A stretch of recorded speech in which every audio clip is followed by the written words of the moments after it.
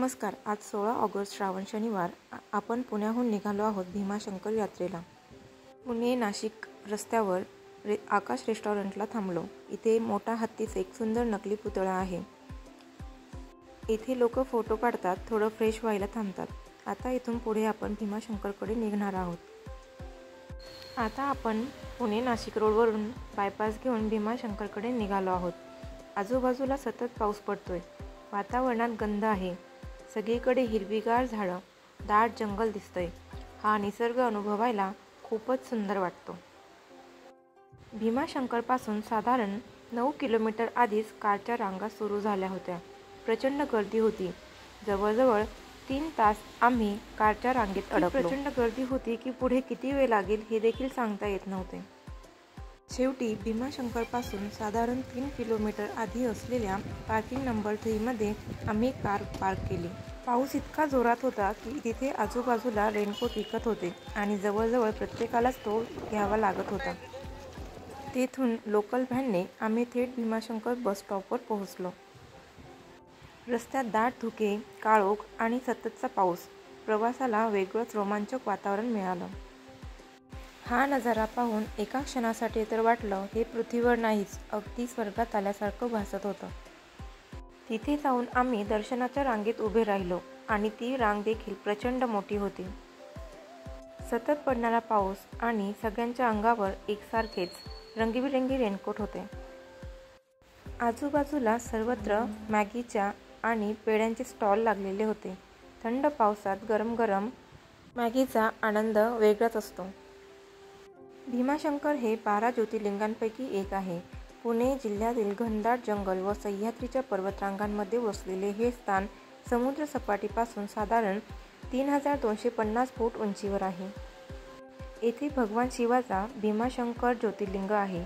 पुराण कथेनुसार त्रिपुरासुराचा वध करण्यासाठी भगवान शंकराने भीमाशंकर स्वरूप धारण केले.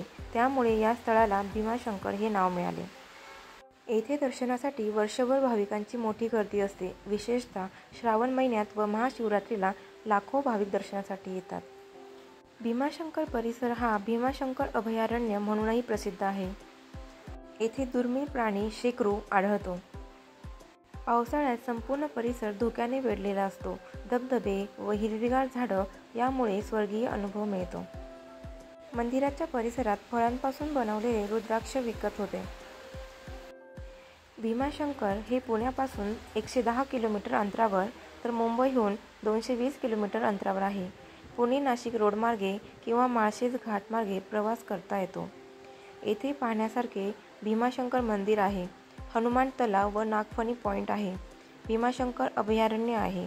आजूबाजूचे धबधबे व ट्रेकिंग पॉईंट्स देखील आहेत. साधारण 5 तास रांगेत उभं राहिल्यानंतर शेवटी रात्री 10 वाजता आम्हाला दर्शन झालं. आमचं दर्शन झालं, पण आमच्या मागे अजून हजारो भाविकांच्या प्रचंड रांगा सुरूच होत्या. दर्शन झाल्यानंतर आम्ही प्रसाद घेतला.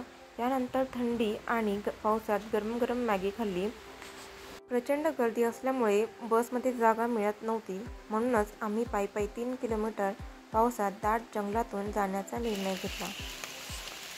जंगलातून जातानाचा अनुभव काही वेगळाच होता. आजूबाजूला संपूर्ण काळोख, पावसाचा सतत पडणारा आवाज, बेडकांचे आवाज, दाट जंगल आणि त्या सगळ्यातून आम्ही चालत होतो. पावसातून 3 किलोमीटर चालत आल्यानंतर शेवटी आम्ही कारपाशी येऊन पोहोचलो. थकलेलो होतो, शरीर पूर्ण भिजलं होतं, अंग गोठलं होतं, पण भगवान शंकराच्या आशीर्वादाने अंगात नवीन ताकद आली होती. आम्ही घरी जाण्यास निघालो तरीही रस्त्याने अजूनही कितीतरी लोक पावसात पायी चालत होते.